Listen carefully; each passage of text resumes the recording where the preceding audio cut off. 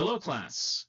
So, today I thought I would do another demo for your weekly drawing. This time it is gigantic. However, we also have all these other things, heavy, eye, fairy, desert, and dessert. But desert and gigantic gave me an idea. Why not do a saguaro cactus, these sort of giants of the desert? I have this little move board up, and you can see in these ones, we have two people right next to these big things, and you can see how big they actually are.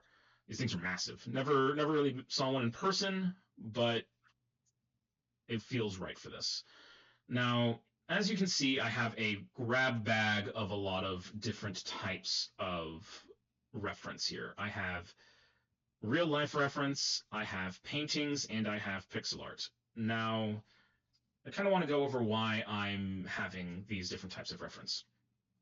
So, real life reference is good. Real life reference is kind of what you want most of the time because there's going to be a million billion different questions you have about whatever you're making when you are drawing a piece. And if you just look at a picture, a lot of things will answer. How do these arms work? Oh, like that. How many arms can there be? Oh, that many. That sort of thing. If you look at just the drawings, you'll notice that there's a lot of things missing from each. Oh, how many arms are there? Well, according to these, like only two, but this one, oh, a couple. Is that real? Yes, it is. Okay, what are they kind of made of? What's the texture? Oh, they're kind of smooth with these little dots on them. No, they're kind of ribbed, and each one is focusing on a different thing. Sometimes that's okay, sometimes that's not. If you're trying to make something from real life and trying to make it look like real life, it's not that good. So always have real life stuff in your reference board. But as I said, there's a million billion questions when you are making a piece. Some of those questions are, how am I going to represent the needles? How am I going to represent the little ribbing and the fluting of this tall thing? What color are they? What can I get away with? It's very strange, and it's often a lot. Some pieces will focus on one thing over another. This piece, it's very much focusing on the organicness of the shape and the wild nature that it tends to grow. And it does have a lot of attention paid to the fluting, but not so much the needles. This one has a lot of attention paid to the needles, but not so much the fluting, and still kind of gets away with it. You still kind of know that this is a cactus. This one has both, but there's a lot of that, and it's like, maybe I can do that, maybe I can't. But the fluting itself is uh, very straight, a lot of just straight lines going up and down. Sometimes that works, sometimes that doesn't, but it feels very stiff, while this one feels very organic. It's sort of the representation of a saguaro rather than an actual saguaro. So it's like, I need to make it true to life, but we're also making the representation of a saguaro. That's kind of the little paradox of making art. But if you also kind of look at these, they're all doing it in a different way. So if you have a question in one of your million billion questions, how do I stylize this to get away with it? Look at the way other people have stylized it. Then we kind of get down to pixel art, and pretty much the same things going on, where there's all these different little ways that they're stylizing these cacti, a million different ways on how to do it with pixel art. And if you're wondering why I have pixel art up, some of you may already know. Sprite. So let's go up here. Sprite is a pixel art specific program that I thought I'd screw around with. I am not a pixel artist, however, a couple of you are. A couple of you want to be pixel artists, so I thought, hey, why don't I do a little demo, do a little training myself, and show you how I'm doing this. Watch me run into problems so you can go and try to figure those out yourselves. Aseprite is $20. I believe this is a perpetual license. So if you are just getting Aseprite and you don't want to do Adobe for the class, that could work with you for a little bit, but still you're going to have to learn Photoshop the more you go through this program. But for now, you can use Aseprite, and if you're making something that needs pixel art in the future, this is a good way to figure it out. Also, you can kind of see here in this whole little reel, there's all these different styles, all these different things that's going on. Kind of goes into the whole thing I was talking about. Pixel art is not a style, it's a method. So if you, I don't want to say master, but if you start to learn this method, you can develop a style that works with it, and you can become a more well-rounded artist. So yeah, there's a lot of things going on here. You can use this for 2D animations. You can use this, I think there's some graphic design. You can use it for patterns. There's a lot of things you can use Aseprite for. Definitely give it a shot. It's only $20. It's less than a meal for two at your McDonald's. So let's kind of jump into it. And I have Aseprite. Now again, I'm not a pixel artist, but I am a digital artist. I have done a lot of stuff with Photoshop. I have done some stuff with Clip Studio Paint. I've done a lot of stuff with other animation softwares and graphic design softwares. So I kind of can already see what's going on here. We have a color palette over here. We have our canvas, and we have our tools. This canvas, I set it at 64 to 64 because why not? I'm making something pixelated. Why not start with some pixelation?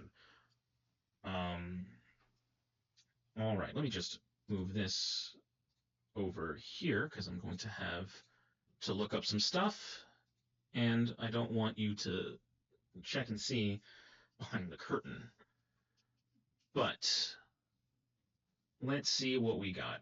So we have our brush tool, very similar to Photoshop. We only have it at 1. Let's see if we can bring this to 5. And we're doing a little brush action here. And we can kind of start to create something of the form of a cactus.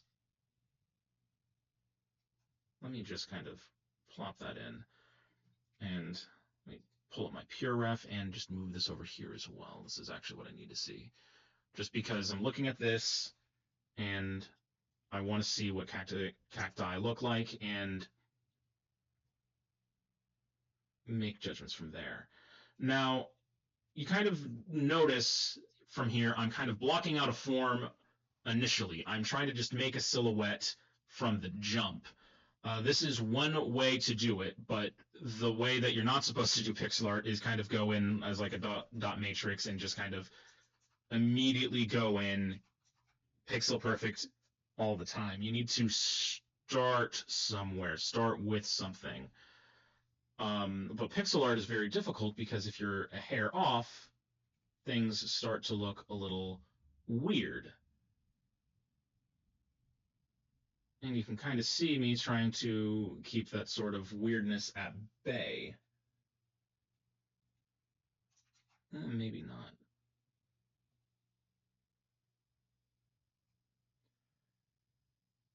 But I'm going in here, and I'm just really trying to make a little silhouette. And if I was going to do a lot of these, I would experiment with silhouettes before I choose one that I like, but this is a quick down and dirty demo, so why not just keep it going? And I kind of like this blocky form. Let's see how it looks if it was green. If we look here, we have this paint bucket tool, shortcut G. If I go around here and just plop, we got a green thing that could work for some. I'm going to try to make a difference in what I'm working with here. So I could just plop it in and call it a day there, or I could maybe, I don't know, make a little round plane instead of just trying to brush everything in. I'm going to work smarter, not harder. And we have some desert sand. And maybe, just maybe, start to figure out where some breakup is, because this is just a big mass of cacti, but there's other parts, and I could just, oh, don't want to do that. Let's make this not 51, make this 5, and let's go in with a darker green. I could try to give this thing some dimensions, or I could just kind of plop it in and plop in the lines that break up these arms and kind of make a little bit of saguaro action happening. I can go in with these straight lines, and these straight lines do break it up, but it doesn't feel rounded. This whole thing feels very rounded. If I wanted very straight cacti, I can go in with just straight lines, which could work. Oop. But I kind of don't want to do that. But if you kind of look at the reference, again, sometimes that's how people operate. Kind of not feeling that right now. I kind of want to add some dimensionality to it. And the way I'm going to go through that, let's try that. Yeah, that's brightness looks a lot better, is through contour lines. So contour lines are a sort of way you kind of create lines. If I have this sort of shape and it's all very rounded, if I just start going in and drawing very straight lines, it doesn't look right. But if I come in with rounded lines to try to break this up, that would kind of look a lot more like it's full. Let's actually kind of go in with some pink to kind of give it these little flowers, because I kind of like them. I'm not sure if it's anatomically accurate for saguaros, but who cares? Like, let's actually look. Do they have them? Little nubs? Those might be flowers. This is why you look at your real life reference. But I'm just going to come in and make these.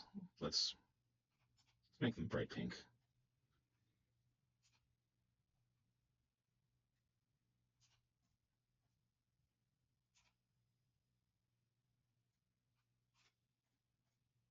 And right now I'm just going in with the brush tool, and the fill bucket to kind of make something. So already I kind of have the beginnings of a sort of cactus. A beginning sort of block out. I just kind of went in straight with a silhouette and then blocked out some basic colors and made some little breakup. Already this is something. Now I can bring it home, I can bring it further, but I got a little something something. Now, one of the things about Asebrites that's really cool, unlike something like a MS Paint, is that you have layers, much like Photoshop. So I remember I didn't actually see the layers for a bit, but they're there. So I have layers down here, and one of the things that I found when I was screwing around, if I right-click on layer 1 and go to Properties, you have these layer names and modes, again, much like Photoshop, but I can go down on the opacity, sort of give myself some room to draw on top of this while still having what I want. And this goes into kind of a way you can make pixel art, is you can take these sort of drawings, you can make your own drawings, and then you can go in and find them out. For example,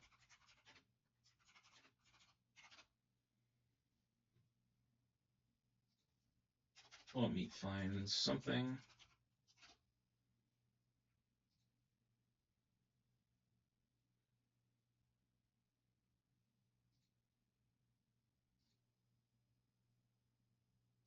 For example, if you kind of look at like art of like old school NES stuff, you have like these sort of beautiful looking sprites with all this detail in it. Oh, how did they do that? Did they go in and like dot matrix everything? Did they go in and just draw this for the word go? No, they probably got something like this in a pose, and then they just kind of brought it in and tried to trace over it and make it all kind of work in pixel form before they went in with all the colors. There's a whole thing again. If you remember this from the slides from the lecture, you can look at a graphic or like an image or your reference, kind of find the big shapes and what have you, and then kind of go from there after you block it out, draw over it, and then make a actual big thing. So again, start with an actual drawing or find reference, try to deconstruct it, and then you'll be able to make something for pixel art. This is not just for pixel art, but this is for any sort of art, but it's a specific thing for pixel art in this case. But if we have this, I have my little block out that I pushed down. I pushed it back with opacity in the layers. Now I need to actually go in and make it all kind of work with pixels. I don't want to do that. And I could start with black, but maybe not. Let's go with this sort of olive. Just kind of looking at what I have over here and deciding what I can do. I can also go here, make a little darker green, I guess, and add foreground color to palette. Yeah, why not? Ah, making a new color. Nice. And we have this. There is a art to making a line in pixel art, because if I just kind of draw it, this is a lot. Doesn't make all that much sense as a line. Now, if I just tap, hit shift, then a actual line starts to be formed, and you can tell that the actual pixelation of the line is wild. When it comes to a drawn line, little subtle shifts won't cause all that much. You actually might not notice them, but in pixel art, a stray pixel, it's very, very, very noticeable. And the sort of, I guess, rise over run nature of it can be a lot, especially if you're trying to do a sort of outline. Now, this could kind of work for that, just these two lines, but over here, this feels a bit much. So I'm going to go in with my eraser. It's a one-piece eraser. That I don't think works, so I might want to go in and try to find and make a line that works, and being very careful not to sort of double up and create some thickness that I don't actually want. And right there, that kind of feels like it works a little better. 2 pixels going up and then over 2 pixels, 1, 2, 3, 4, 5, 1, 2, 3, 4.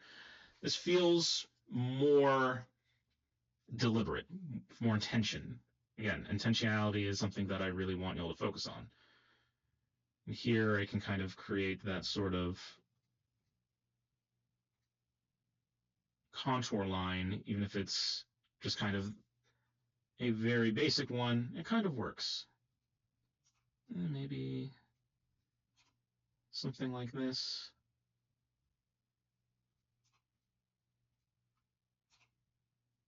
Slight changes in the way the lines are will change the entire shape of the line.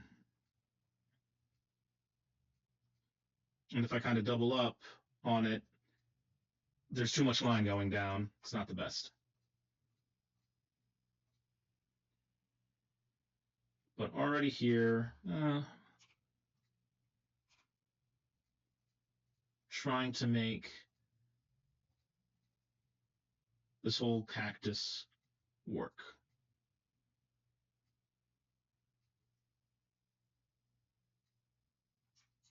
Maybe not that. There.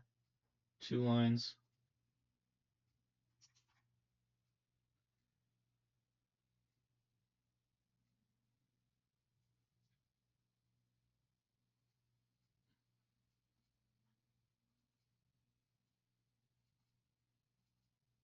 Just like a little jump there, not that big if I'm, again, working it in there and not just being sloppy. Maybe a little extra thickness going down. And already, this is looking pretty decent.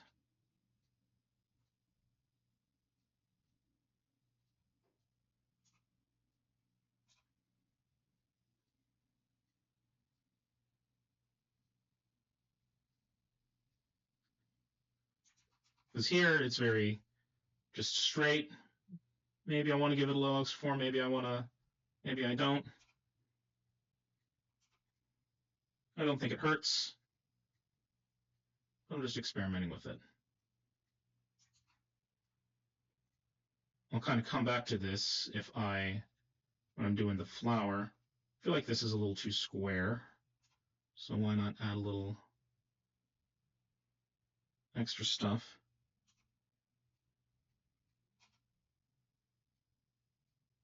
Coming in and making this very bulbous, making this feel organic while using very inorganic, very tricky to work with pixels. And already, I got some extra stuff going down.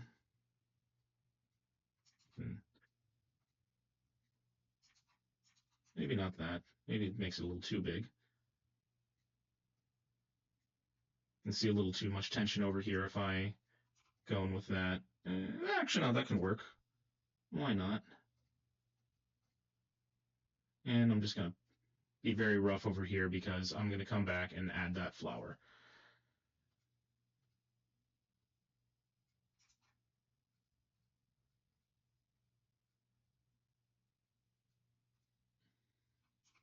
And we have, no. We have something of an outline for our little cactus. Kind of want to get a little outline for this dirt pile. So let's start over here. And I don't think that works well. I don't think those colors contrast all that much. I'm going to try to find something not here because actually no, that feels okay, I guess. But something to kind of create a shape. So I'm going to start there. I'm going to hit shift, and that kind of works. And I can just kind of draw out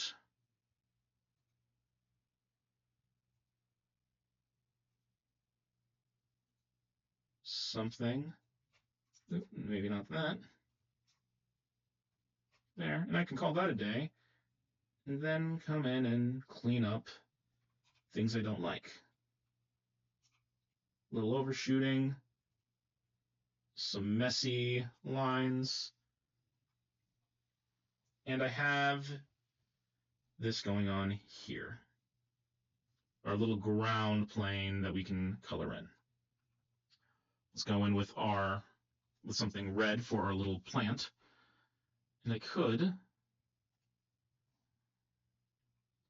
I have the eraser on. So I'm going to start with darker colors for the outline that are colored because it'll look a lot nicer. But if I just go in with black outlines here, I don't think it would look as good.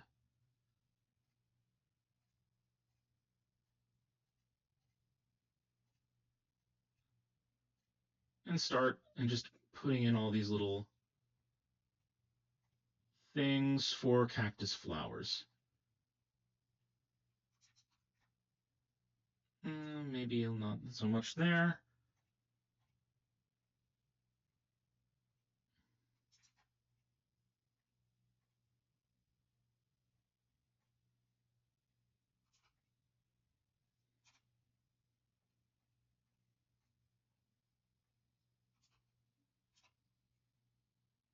right now I'm not really caring about this little part of the green for the cactus because I'm trying to make something for my cactus flower to make that look nice. Give that some goodness in this. Trying not to double up on it. Maybe a little something there.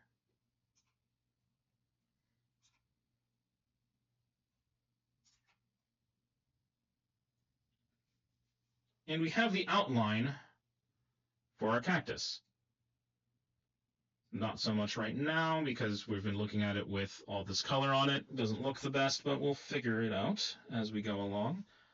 Let's hide that. And I'm going to go in with the paint bucket tool. And let's fill that. Maybe not that. Some darker green. Some lighter red for the flowers. And let's see a little something sandy. We have something going on. And I might want to go in and change some other stuff around. Maybe I don't like how this looks. Using Alt to get my paint. Nope, not that. My little eyedropper tool going down. Fill out some forms I don't think look amazing. Now that it all is put into place.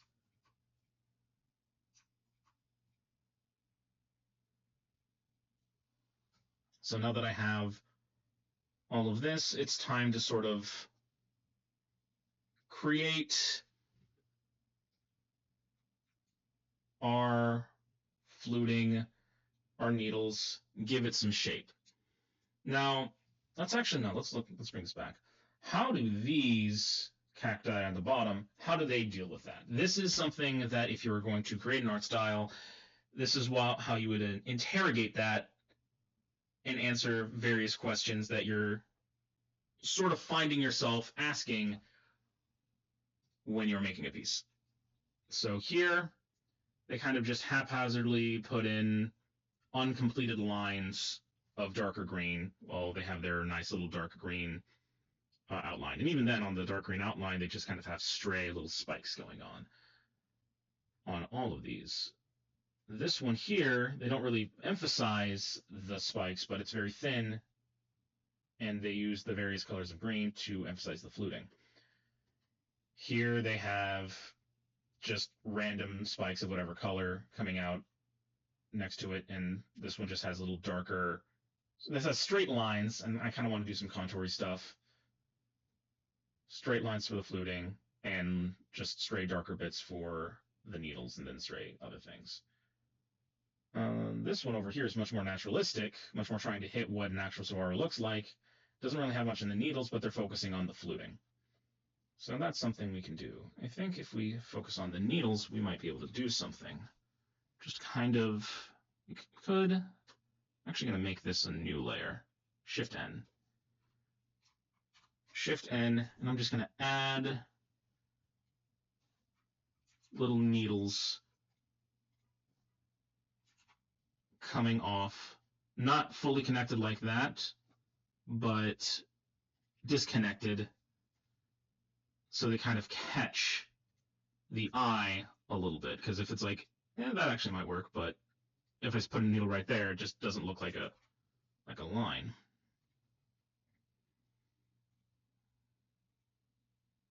That can be a little haphazard as I do this. Maybe add some extra thickness on a few of them. Maybe not that much.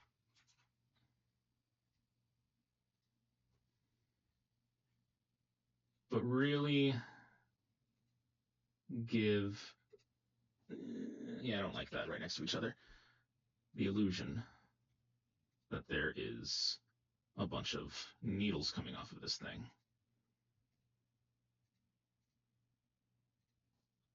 I don't think I like that right next to each other, but maybe here, maybe there, maybe there.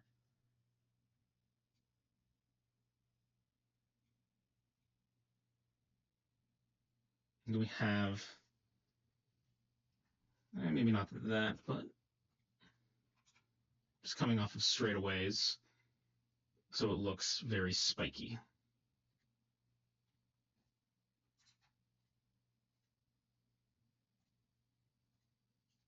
And we sort of already have our little needles.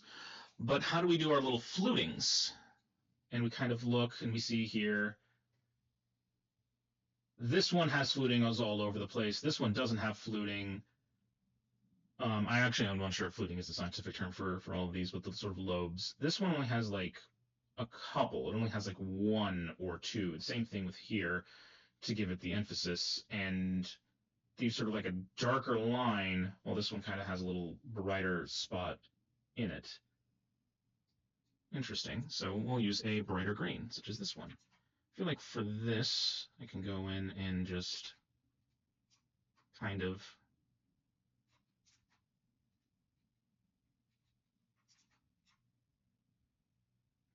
use the shift, but be very mindful not to make straight lines, because if I do, it just looks weird. It just looks too stiff. So I'm using the contour lines.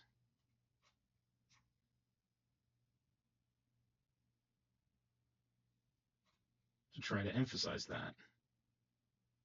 And maybe kind of have this and have this sort of fluting going. Now this is going to be kind of a problem because I could just kind of go in there. Actually, no, that works. I don't have to use the big contour stuff, but I could go in and then just draw a line and then clean it up. And just call that a day. And then I could try to make another line that's a little much, but I can just kind of give the impression where it's just gonna kind of start and stop.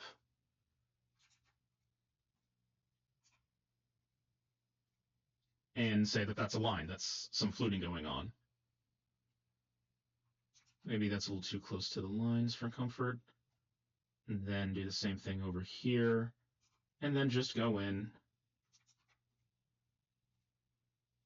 and just clean up the line.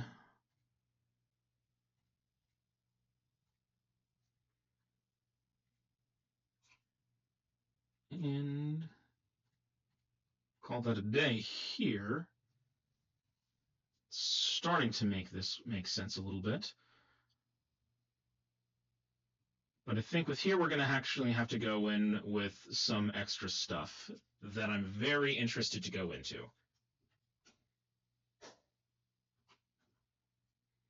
So a big aspect about pixel art is how things are shaded.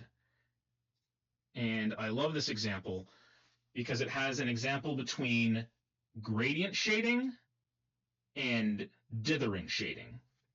So gradient shading, the A example is you have a transition from a darker color to a brighter color through colors, and you have a lot of them, and you'll just kind of layer them on top of each other, layer them next to each other, and they'll subtly shift from light to dark, or dark to light, what have you.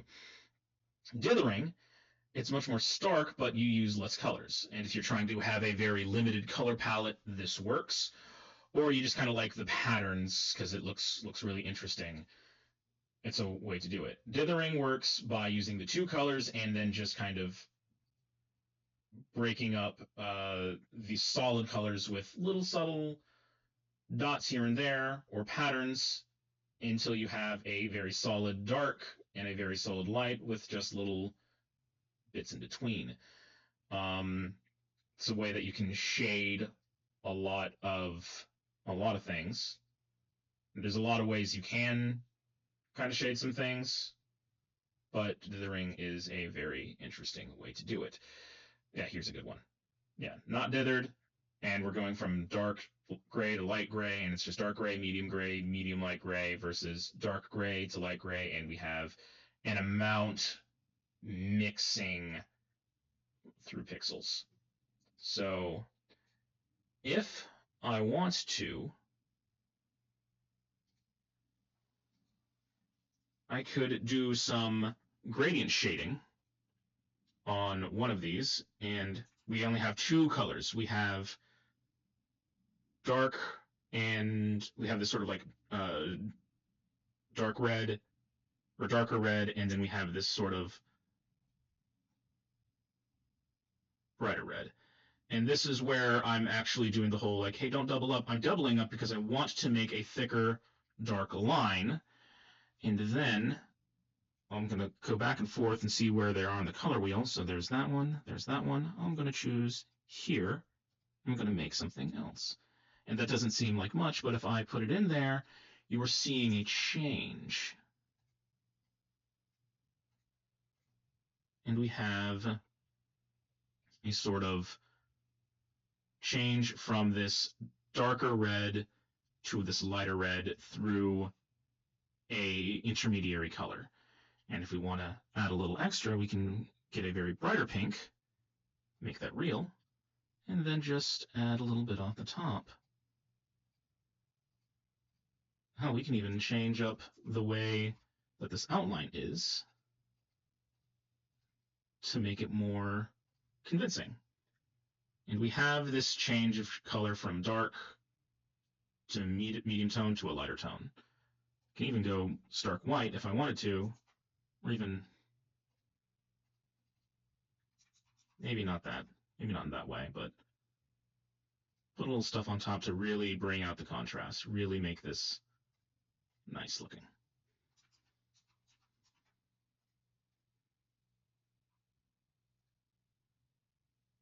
That's one way to do it. And if we go back here, I kind of want to add some extraness in there. We have this transition from dark to light. And that's one way. That's a gradient shading. Again, gradients. We have like 6 examples of blue here, but let's see if we can do it with just 2. So over here, we have dark and light, but I think we might have to go and replace this. No, not that. I am not having that correctly. But if we just replace all of these colors and replace them there. In fact, let's actually replace the outline. Oh, geez. And we'll see what we can do. We're going to try to do some dithering. So we have our darks here, and we're going to make a lot of dark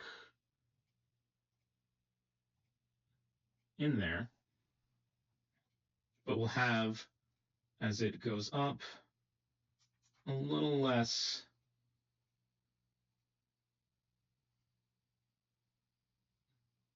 dark going on.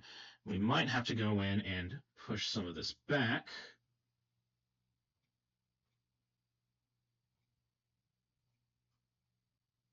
In order to make it look like there's more of a transition going on. But with this sort of clumping of darks and this clumping in this section of light with a little bit of darks, you can see more of a shading transition happening. Sometimes it looks a little less pretty than the others, but you can do a lot of things with it. Like even with this, we can go in and we'll shade this cactus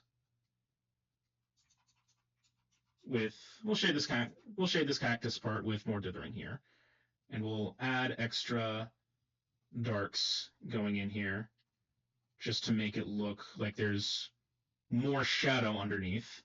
And then we can go in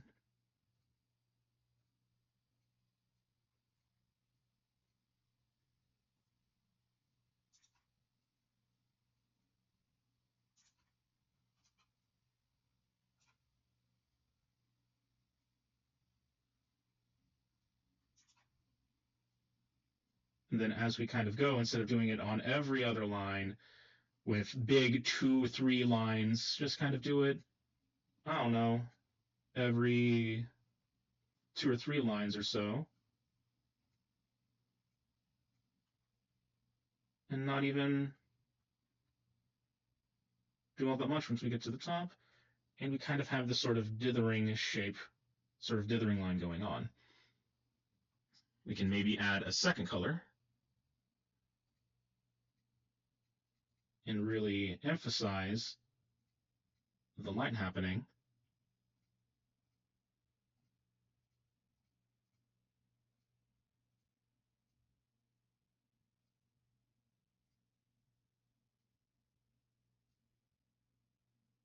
And just this interplay of these 3 colors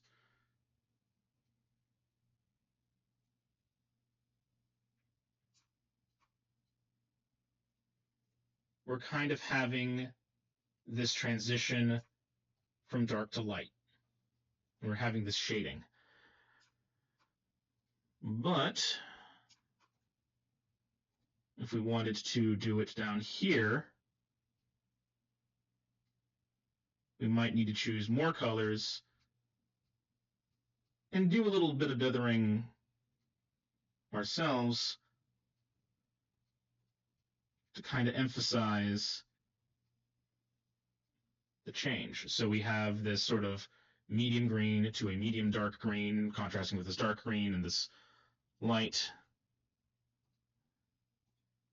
and a sort of medium light green to kind of emphasize other parts of the lobes, that they're catching the light in a different way, and there's more lobes than there actually are.